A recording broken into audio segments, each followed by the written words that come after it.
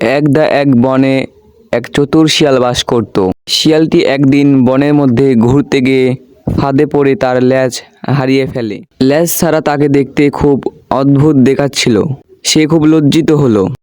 কিন্তু শিয়ালটি খুব চালাক হওয়ায় সে কিছুদিনের জন্য একটি গুহায় আশ্রয় নিল।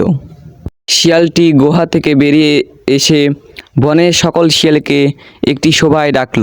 সে সভায় বলল, বন্ধুরা, আল্লাহ আমাদেরকে লেজ দিয়েছেন, তবে এটা আমাদের কাছে একটা অপ্রয়োজনীয় বোঝা। তাই আমি আমার লেজ কেটে ফেলেছি। আশা করি তোমরা আমাকে অনুসরণ করবে। কিন্তু সবার মধ্যে এক বৃদ্ধ ঘটনাটি জানত। সে সকলকে ঘটনাটি প্রকাশ করে দিল। তখন শিয়ালটি বনের মধ্যে পালিয়ে গেল। সবার উদ্দেশ্যে বৃদ্ধ শিয়ালটি বলল, কেউ কাউকে বোকা বানাতে